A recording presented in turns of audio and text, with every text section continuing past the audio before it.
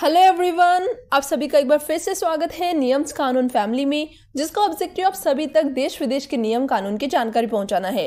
आज के इस वीडियो में हम आपको DU LLB 5th semester exams के पर्सपेक्टिव से इंडस्ट्रियल लॉ के 5 मोस्ट इंपोर्टेंट टॉपिक्स और उनसे रिलेटेड क्वेश्चंस को बताने वाले हैं।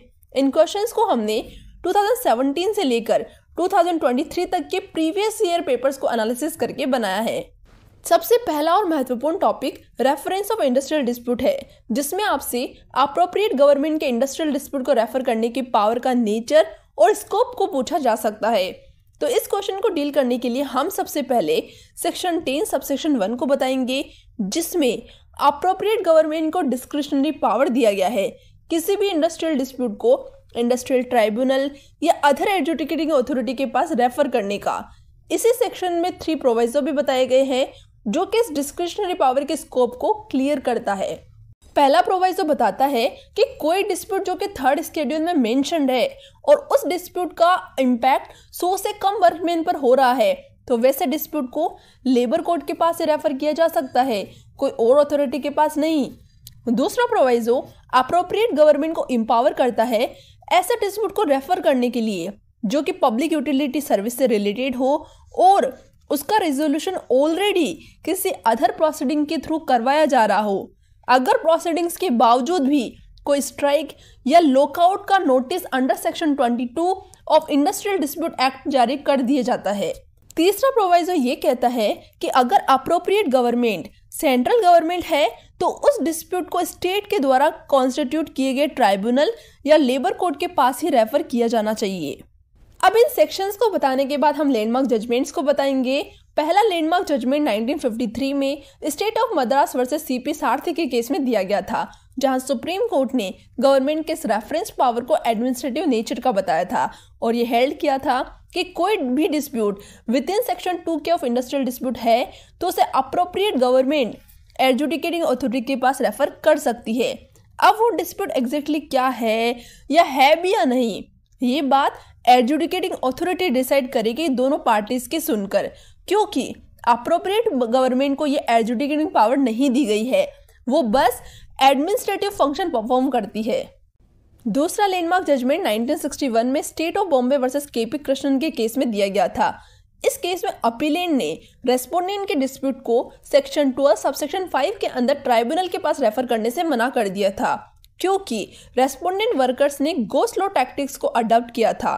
अपीलेंट के इस डिसीजन को रेस्पोंडेंट हाई कोर्ट में रिट पिटीशन के थ्रू चैलेंज करते हैं, जिसे अलाउ भी कर दिया जाता है, जिसे डिससेटिस्फाई होकर अपीलेंट ने सुप्रीम कोर्ट में अपील किया था। सुप्रीम कोर्ट ने यहाँ पर गवर्नमेंट के पावर को रेफरेंस पर कुछ पॉइंट्स ऑब्जर्व किए, जैसे कि सेक्शन 12 सबसेक्शन 5 में आने वाले केसेस को भी सेक्शन 10 सबसेक्शन 1 के अंदर रेफर किया जाएगा।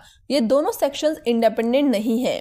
दूसरा, गवर्नमेंट पर डिस्प्यूट को रेफर करने का कोई ऑब्लिगेशन नहीं है, वो चाहे तो डिस्प्यूट को रेफर करने से मना भी कर सकते हैं, लेकिन उन्हें इस रिफ्यूजल का रीजन बताना होगा। तीसरा, गवर्नमेंट के इस रिफ्यूजल को कोर्ट में चैलेंज किया जा सकता है और अगर कोर्ट को यह लगता है कि रीजन एक्स्ट्रानियस है तो गवर्नमेंट के खिलाफ रिट ऑफ मैंडेमस इशू की जा सकती है। फोर्थ, गवर्नमेंट कोई भी डिस्प्यूट को रेफर करने के लिए कॉन्सलेशन ऑफिसर के रिपोर्ट के साथ साथ अदर फैक्ट्स एंड सर्कमस्टांसेस को भी कंसिडर करेगी। लास्टली, सुप्रीम कोर्ट ऑब्जर्व करती है कि प्रेजेंट केस में गवर्नमेंट के द्वारा दिया गया रीजन ऑफ रिफ्यूजल एक्स्ट्रानियस था, क्योंकि एम्प्लॉयर ऑलरेडी एम्प्लॉय के अगेंस्ट डिसिप्लिनरी एक्शन ले चुके थे। तीसरा लैंडमार्क जजमेंट 1989 में टेल्को कॉन्वॉय ड्राइवर्स मजदूर संघ वर्सेस स्टेट ऑफ बिहार के केस में दिया गया था। इस केस में भी रेस्पोंडेंट बिहार गवर्नमेंट अपीलेंट के डिस्प्यूट को रेफर करने से रिफ्यूज कर देती है, इस ग्राउंड पर कि अपीलेंट का डिस्प्यूट इंडस्ट्रियल डिस्प्यूट ही नहीं है, क्योंकि अपीलेंट वर्कर्स और टेल्को कंपनी के बीच एम्प्लॉयर और एम्प्लॉय का रिलेशन ही नहीं है। सुप्रीम कोर्ट अपील को अलाउ करते हुए ये ऑब्जर्व करती है कि गवर्नमेंट का रेफरेंस पावर एडमिनिस्ट्रेटिव नेचर का है, ना कि जुडिशियल नेचर का। इसलिए गवर्नमेंट केस के मेरिट्स में जाकर ये डिसाइड नहीं कर सकती कि कोई dispute with in section 2K of industrial dispute exist कर रहा है या नहीं। फोर्थ लैंडमार्क जजमेंट 2002 का है, जो कि शरद कुमार वर्सेस NCT दिल्ली के केस में दिया गया था। इस केस में भी अपीलेंट के डिस्प्यूट को गवर्नमेंट ट्राइब्यूनल के पास रेफर करने से मना कर देती है, इस ग्राउंड पर कि सेक्शन 2 सबसेक्शन 5 में दिए गए वर्कमैन के डेफिनेशन में ही नहीं आते, क्योंकि उनका डेजिग्नेशन एरिया सेल्स एग्जीक्यूटिव का था। सुप्रीम कोर्ट यहाँ ऑब्जर्व करती है कि कोई पर्सन वर्कमैन के डेफिनेशन में इंक्लूड होता है या नहीं, ये उसके द्वारा किए गए काम से डिसाइड किया जा सकता है, ना कि उसके डेजिग्नेशन से। और उसके काम को डिसाइड करने के लिए फैक्ट्स एंड सर्कमस्टांसेस को देखना होगा, जो कि कोई जुडिशियल अथॉरिटी ही कर सकती है, ना कि गवर्नमेंट, जो कि बस एडमिनिस्ट्रेटिव फंक्शन परफॉर्म करती है। इसलिए सुप्रीम कोर्ट गवर्नमेंट को ऑर्डर देती है कि डिस्प्यूट को ट्राइब्यूनल के पास रेफर किया जाए। इसी के साथ हमारा फर्स्ट इंपॉर्टेंट क्वेश्चन कंप्लीट होता है। आपको सेशन कैसा लग रहा है कमेंट बॉक्स में जरूर बताइए। दूसरा महत्वपूर्ण प्रश्न 20 मार्क्स का सेक्शन 11A पर पूछा जा सकता है। इस क्वेश्चन को डील करने के लिए सबसे पहले हम सेक्शन 11A को बताएंगे, जो कि 1971 में अमेंडमेंट के थ्रू इनेक्ट किया गया था। यह सेक्शन ट्राइब्यूनल और लेबर कोर्ट को एम्पावर करती है किसी भी वर्कमैन के डिस्चार्ज या डिसमिसल में रेज किया गया डिस्प्यूट को एडजुडिकेट और अप्रोप्रिएट रिलीफ देने के लिए। इसी सेक्शन में एक प्रोवाइजो भी दिया गया है, जो कि ये कहता है कि इस डिस्प्यूट को रिजोल्व करने के लिए ट्राइब्यूनल फ्रेश एविडेंस नहीं देखेगी। इसके बाद इस सेक्शन का एसेंशियल इंग्रेडिएंट लिखेंगे, जिसमें पहला ये है कि डिस्प्यूट डिस्चार्ज या डिसमिसल से रिलेटेड हो। दूसरा, डिस्प्यूट लेबर कोर्ट या ट्राइब्यूनल के पास रेफर किया गया हो। और तीसरा, ट्राइब्यूनल या लेबर कोर्ट इस बात से सेटिस्फाइड हो कि ऑर्डर ऑफ डिसमिसल या डिस्चार्ज जस्टिफाइड नहीं है। इन तीनों इंग्रेडिएंट्स के फुलफिल होने पर ट्राइब्यूनल या लेबर कोर्ट उस ऑर्डर ऑफ डिसमिसल या डिस्चार्ज को सेटिस्फाइड कर सकती है और वर्कमैन को रीइंस्टेट करने का ऑर्डर दे सकती है। अब इसके बाद हम लैंडमार्क जजमेंट्स को लिखेंगे। पहला लैंडमार्क जजमेंट सुप्रीम कोर्ट ने 1973 में workman of Firestone tyre and rubber company versus the management के केस में दिया था। इस केस में सुप्रीम कोर्ट ने सेक्शन 11A को इंटरप्रेट करते हुए इसका एप्लीकेशन और ट्राइब्यूनल के पावर के स्कोप को डिफाइन किया था। सुप्रीम कोर्ट ने यह हेल्ड किया था कि सेक्शन 11A के इनैक्टमेंट के बाद ट्राइब्यूनल का पावर वर्कमैन के डिस्चार्ज और डिस्प्यूट के केसेस में काफी इंक्रीज हुआ है। जैसे कि अब जब तक ट्राइब्यूनल सेटिस्फाइड नहीं होती कि मिसकंडक्ट प्रूव हुआ है, तब तक मिसकंडक्ट प्रूव नहीं माना जाएगा। मतलब अब ट्राइब्यूनल ये भी एडजुडिकेट कर सकती है कि मिसकंडक्ट हुआ है या नहीं। दूसरी बात, अगर ट्राइब्यूनल इस बात से सेटिस्फाइड नहीं होती कि मिसकंडक्ट प्रूव हुआ है, तो वो ऑर्डर ऑफ डिसमिसल को सेटिस्फाइड कर सकती है और नई ऑर्डर वर्कमैन के पनिशमेंट को कम करते हुए या पूरा खत्म करते हुए पास कर सकती है।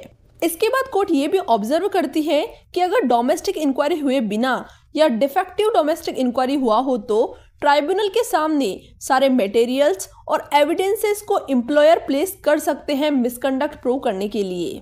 साथ ही कोर्ट ये भी ऑब्जर्व करती है कि अगर इंक्वायरी सही हो और मिसकंडक्ट भी प्रूव हो गया हो, लेकिन अगर ट्राइब्यूनल को लगता है कि पनिशमेंट ऑफ डिसमिसल और डिस्चार्ज मिसकंडक्ट के प्रोपोर्शनेट नहीं है, तो वो इस पनिशमेंट को कम भी कर सकती है। लास्टली कोर्ट ये हेल्ड करती है कि सेक्शन 11A का रेट्रोस्पेक्टिव इफेक्ट नहीं होगा, क्योंकि इसी सेक्शन के प्रोवाइजो में मेंशन किया गया है any proceeding under this section. इसका मतलब ये है कि इस सेक्शन के इन्फोर्स होने के बाद की प्रोसीडिंग्स। इसके बाद हम सुप्रीम कोर्ट का दूसरा लैंडमार्क जजमेंट लिखेंगे, जो कि 2006 में Hombe Gowda educational versus state of Karnataka के केस में दिया गया था। इस केस में रेस्पोंडेंट 3 के ऑर्डर ऑफ डिसमिसल को ट्राइब्यूनल में चैलेंज किया गया था, जहां ट्राइब्यूनल ने ऑर्डर ऑफ डिसमिसल को सेटिस्फाइड करते हुए रेस्पोंडेंट के पनिशमेंट को कम कर दिया था। सुप्रीम कोर्ट यहाँ ये ऑब्जर्व करती है कि रेस्पोंडेंट टीचर का मिसकंडक्ट ग्रेव था, जिसे ट्राइब्यूनल ने भी विथहेल्ड किया था। तो ऐसे सिचुएशन में जहां ग्रेव मिसकंडक्ट हुआ हो, तो ट्राइब्यूनल ऑर्डर ऑफ डिसमिसल को सेटिस्फाइड नहीं कर सकती। साथ ही कोर्ट ये भी ऑब्जर्व करती है कि सेक्शन 11A के अंदर क्वांटम ऑफ पनिशमेंट से इंटरफेयर करने की पावर बहुत लिमिटेड है। इसे तभी यूज करना चाहिए जब पनिशमेंट ग्रॉसली डिसप्रोपोर्शनेट हो। आखिरी लैंडमार्क जजमेंट 1989 का है, जो कि scooters India limited versus labour court के केस में दिया गया था, जहां सुप्रीम कोर्ट ने लेबर कोर्ट के रीइंस्टेटमेंट ऑर्डर को सही बताती है, इसके बावजूद कि इंक्वायरी फेयर थी। सुप्रीम कोर्ट मेनली यही ऑब्जर्व करती है कि ट्राइब्यूनल या labour court order of dismissal को मॉडिफाई कर सकती है, इवन इफ इंक्वायरी फेयर हो। इसी के साथ हमारा सेकंड इंपॉर्टेंट क्वेश्चन भी कंप्लीट होता है। अगर आपको सेशन यूजफुल लग रहा हो तो सेशन को लाइक और शेयर करना ना भूले। चलिए अब आते हैं तीसरे महत्वपूर्ण प्रश्न की ओर। तीसरा महत्वपूर्ण प्रश्न डोमेस्टिक इंक्वायरी से पूछा जा सकता है। इसमें बेसिकली किसी केस के फैक्ट्स को देकर पूछा जाएगा कि एम्प्लॉयर के द्वारा किया गया domestic inquiry principle of natural justice को फॉलो करता है या नहीं। इस क्वेश्चन को डील करने के लिए हम सबसे पहले डोमेस्टिक इंक्वायरी के कॉन्सेप्ट को बताएंगे। डोमेस्टिक इंक्वायरी बेसिकली एक इन्वेस्टिगेशन है जो कि किसी भी कंपनी, डिपार्टमेंट या ऑर्गेनाइजेशन में एम्प्लॉयर के द्वारा किया जाता है, ये पता लगाने के लिए कि किसी एम्प्लॉय पर लगा मिसकंडक्ट का एलिगेशन सही है या नहीं। डोमेस्टिक इंक्वायरी कंडक्ट करने का कोई रूल रेगुलेशन तो है नहीं, इसलिए सुप्रीम कोर्ट में कई केसेस में ये हेल्ड किया है कि डोमेस्टिक इंक्वायरी फेयर होना चाहिए और प्रिंसिपल ऑफ नेचुरल जस्टिस को वायलेट नहीं करना चाहिए। इसके बाद हम फेयर डोमेस्टिक इंक्वायरी के रिक्वायरमेंट्स को बताएंगे। पहला रिक्वायरमेंट है कि प्रिंसिपल ऑफ नेचुरल जस्टिस को फॉलो करना चाहिए, जिसमें ओडी, एल्ट्रम, पार्टेम इत्यादि शामिल है। दूसरा, कोई भी इंक्वायरी ऑफिसर डिस्प्यूट का पार्टी या विटनेस नहीं होना चाहिए। तीसरा, इंक्वायरी ऑफिसर को दोनों पार्टीज के सबमिशंस को सुनना चाहिए। चौथा, इंक्वायरी में ऑफिसर्स इंडिपेंडेंट होना चाहिए और इंक्वायरी का टाइम, प्लेस और डेट पहले से पार्टीज को इन्फॉर्म कर देना चाहिए इत्यादि। अब इसके बाद हम सुप्रीम कोर्ट के लैंडमार्क जजमेंट्स को बताएंगे। पहला लैंडमार्क जजमेंट सुप्रीम कोर्ट ने 1960 में Delhi cloth and general mills limited versus Kushal Bhan के केस में दिया था। इस केस में रेस्पोंडेंट पर साइकिल चोरी करने के एलिगेशन पर क्रिमिनल प्रोसीडिंग्स के साथ साथ अपीलेंट कंपनी डिसिप्लिनरी प्रोसीडिंग भी इनिशिएट कर देती है, लेकिन रेस्पोंडेंट इस प्रोसीडिंग्स में पार्टिसिपेट करने से रिफ्यूज कर देते हैं, ये कहते हुए कि जब तक क्रिमिनल प्रोसीडिंग कंप्लीट नहीं होती डिसिप्लिनरी प्रोसीडिंग को पेंडिंग में रखा जाए। फिर भी अपीलेंट इस प्रोसीडिंग को इनिशिएट करते हैं और फाइनली डिसमिसल ऑर्डर भी आ जाता है। रेस्पोंडेंट क्लेम करता है कि एम्प्लॉयर ने इस प्रोसीडिंग में प्रिंसिपल ऑफ नेचुरल जस्टिस को फॉलो नहीं किया है, क्योंकि अपीलेंट ने इस प्रोसीडिंग को क्रिमिनल प्रोसीडिंग के साथ साथ कंडक्ट किया था। सुप्रीम कोर्ट पहले तो ये ऑब्जर्व करती है कि क्रिमिनल प्रोसीडिंग्स के दौरान डोमेस्टिक इंक्वायरी को कंडक्ट करवाना कोई प्रिंसिपल ऑफ नेचुरल जस्टिस का वॉयलेशन नहीं है, लेकिन साथ ही कोर्ट ये भी बोलती है कि अगर कोई एलिगेशन ग्रेव नेचर का है तो इस केस में ट्रायल कोर्ट के डिसीजन का वेट करना एडवाइजेबल है, लेकिन ज़रूरी नहीं है। दूसरा लैंडमार्क जजमेंट सुप्रीम कोर्ट ने 1964 में associated cement company versus workman के केस में दिया था। इस केस में रेस्पोंडेंट के द्वारा स्ट्राइक किए जाने पर अपीलेंट डोमेस्टिक इंक्वायरी करती है और फाइनली ऑर्डर ऑफ डिसमिसल भी पास कर देती है, जिसे रेस्पोंडेंट ट्राइब्यूनल में चैलेंज करते हैं। ट्राइब्यूनल रेस्पोंडेंट के फेवर में जजमेंट देती है, जिसके अगेंस्ट सुप्रीम कोर्ट में अपील किया जाता है। सुप्रीम कोर्ट प्रेजेंट केस के डोमेस्टिक इंक्वायरी में कई सारी इन्फॉर्मिटीज़ को ऑब्जर्व करती है, जैसे कि पहला, इंक्वायरी कंडक्ट करने वाले ऑफिसर्स खुद ये क्लेम कर रहे थे कि उन्होंने अलीज्ड मिसकंडक्ट को विटनेस किया था, जो कि प्रिंसिपल ऑफ नेचुरल जस्टिस का वॉयलेशन है। दूसरी बात, डोमेस्टिक इंक्वायरी स्टार्ट होते ही पहले एक्यूज्ड एम्प्लॉय का ही क्रॉस एग्जामिनेशन कर लिया गया था, जबकि पहले एम्प्लॉयर को एविडेंस प्लेस करना चाहिए था, जिसे वर्कमैन क्रॉस एग्जामिन करते। तीसरी बात, इंक्वायरी की कोई डेट भी रेस्पोंडेंट को नहीं बताई गई थी। इन्हीं इन्फॉर्मिटीज़ को ऑब्जर्व करते हुए supreme court order of dismissal को इनवैलिड डिक्लेयर कर देती है। तीसरा लैंडमार्क जजमेंट सुप्रीम कोर्ट 1964 में Tata oils mills company limited versus workman के केस में दिया था। इस केस में ट्राइब्यूनल ने अपीलेंट के द्वारा पास किया गया ऑर्डर ऑफ डिसमिसल को सेटिसाइड करते हुए रेस्पोंडेंट वर्कर के रीइंस्टमेंट ऑर्डर को पास कर देती है, लेकिन सुप्रीम कोर्ट ट्राइब्यूनल के ऑर्डर को सेटिसाइड कर देती है, ये ऑब्जर्व करते हुए कि इंक्वायरी ऑफिसर्स ने पूरी कोशिश की थी कि रेस्पोंडेंट के विटनेस प्रोसीडिंग्स में पार्ट ले, लेकिन वो आए ही नहीं, तो इसमें इंक्वायरी ऑफिसर्स की कोई गलती नहीं है। इसके साथ ही court Delhi oils mills case को रेफर करते हुए कहती है कि अगर employer domestic inquiry criminal proceedings के साथ ही करे तो उसे इनवैलिड डिक्लेयर नहीं किया जा सकता। फोर्थ जजमेंट सुप्रीम कोर्ट ने 1988 में Kusheshwar Dubey versus Bharat cooking coal limited के केस में दिया था। इस केस में बेसिकली अपीलेंट ये प्लीड कर रहे थे कि ऐसा स्ट्रीट जैकेट फॉर्मूला बनाया जाए जिसे ये डिसाइड किया जा सके कि किन केसेस में क्रिमिनल प्रोसीडिंग्स के साथ साथ चल रहे डिसिप्लिनरी प्रोसीडिंग्स पर स्टे लगाया जा सकता है। सुप्रीम कोर्ट ये हेल्ड करती है कि ऐसा कोई फॉर्मूला नहीं बनाया जा सकता जिससे कि ये डिसाइड किया जा सके कि किन केसेस में क्रिमिनल प्रोसीडिंग्स के साथ साथ चल रहे डिसिप्लिनरी प्रोसीडिंग्स पर स्टे लगाया जा सकता है।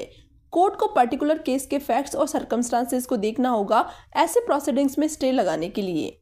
इसी के साथ हमारे 3 मोस्ट इंपॉर्टेंट क्वेश्चंस कंप्लीट होते हैं। अब हम मिलेंगे पार्ट 2 में रिमेनिंग 3 क्वेश्चंस के साथ, इंक्लूडिंग 1 सेफ जोन क्वेश्चन।